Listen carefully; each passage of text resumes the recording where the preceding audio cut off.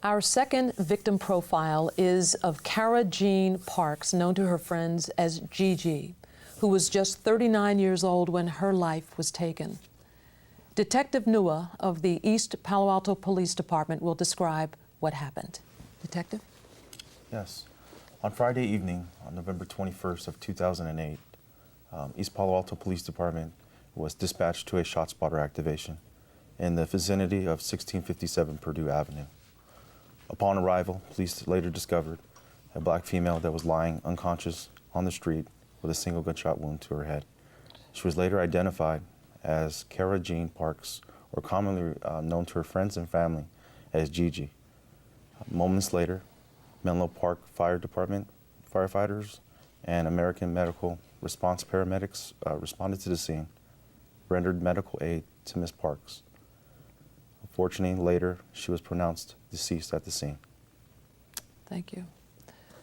With us to talk about Gigi is her friend Karen Williams. And Karen, thank you for taking the time to come on Make the Call to talk about Gigi. So first of all, how did you find out that Gigi had been killed? I had got a phone call around 8 o'clock that she was on Hunter Street. So I got in my car and I went around there, and I didn't get that close, but I got close enough to see her lying there under the tarp. And you knew it was Gigi? Yes, and I was looking for the dog. When you say you were looking for the dog, what do you mean? I had just seen her at 4 o'clock that afternoon and gave her a puppy. I had 8 puppies, and I gave her one. I told her this is a trial test, and I'll be back at 8 around that time to come pick it up, because it was still on the puppy. It was still a puppy. And she said, okay, okay. And like 3 hours later, 4 hours later, I got that call. That must have been just so hard. Just left her. That was the hard part. I had just left her. Wow. So, Karen, how long had you known Gigi?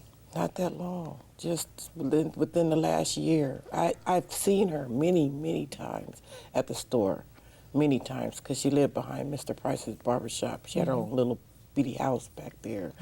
And I used to go back there because she had this big old pretty gray-eyed, gray Doberman picture that was pregnant. And unfortunately, that dog got shot by a stray bullet. And then she got another dog. So she was a dog lover. She loved dogs. That's how I met her. She loved dogs, and I always would see her standing in front of Mr. Price's, cleaning up, sweeping, cleaning the yard. And I used to just come over and sit and talk and kick it back there in a little corner spot.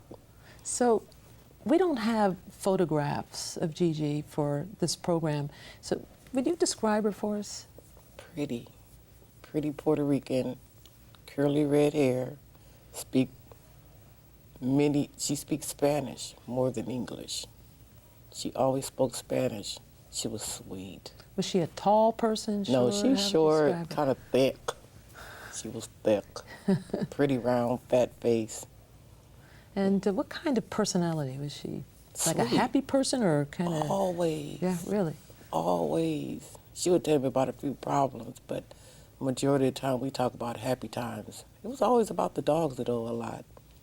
Talking them to the vet, getting medicine or something, or what we'd use to each other dogs and stuff. So Detective Nua, you knew Gigi. Yes, I did. So how did you come to know her, and give us your impressions about Gigi? It's kind of funny because we were just talking about that she has an affection for dogs, right? Right. So I happened to be in patrol in a beat where this market that Karen talks about, Eastside Market, on the 2300 block of Clark. The way I got to know her is that her little dog bit me in my leg. Oh. And then that's how I got to know her. As she came, she says, please don't take your dog to the Humane Society. And then from there, I got to know her, and she was very pleasant. She was a very nice person. She was always open. She offered to me, which is really nice. Yeah, which is really rare. Wow. So how often did you interact with Gigi during the time you knew her?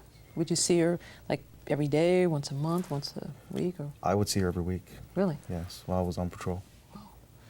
So Karen, I mean, I have heard that Gigi was homeless for a while, or do you know anything about that? I don't know nothing about her ever being homeless because I consider where she stayed is not homeless. So she had a place. She had a little place, and it had a bed, and it had a TV, and it had PG&E. So she was, as far as you knew, she was not She homeless. was not homeless, no. And did she have lots of friends, or was she pretty much a loner? No, she had lots of friends. I'm surprised none of them are here. That's the amazing part.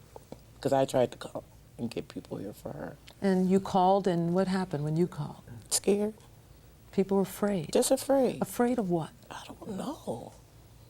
I don't even know why they're like that down there. It's like the people, well, my generation's gone. Not dead or gone, but just moved out, gone to other cities. These are our kids' kids growing up into this society because 70s and the 80s, beautiful. Beautiful. No fighting, no nothing. We fist fought. We didn't have Not guns. these guns. No guns. And- 90s. Yeah. Detective Nua, did you make any effort to maybe try to find some friends or family members to come on this program? Yes, I did. What did you do? I called all families and friends who were related to the case, and then I even asked those folks who even knew of those family and friends that were connected in this whole tree structure. Like she said, she had many friends, and I found it hard for them to come to the show. They felt heartfelt sympathy for the loss of Gigi, but at the same time, they were just unwilling to come on the show. And did they tell you why? I think what happens is predominantly, it's two theories here. There's one, that it's not said, but you can feel it as you speak to them. Some of them don't want to get involved for fear of retaliation, that's one.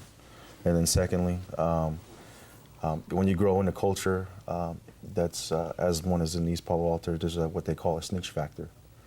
And so maybe they know things, but they probably don't want to say anything for reasons of that nature. I mean, that's the reason that we have this program, is to try to reach out to people who may know something and say, it's not snitching, it's about being courageous, and it's about doing the right thing. Exactly. And Gigi, it's just horrible that the way she died, and it just shouldn't have happened. So it's really, that's what this is all about. And if there are people, and I would imagine, you know, that there are people there who out there who know. So Karen, if you could say one thing very quickly to someone out there who might know something who's quiet, what would you say to them now?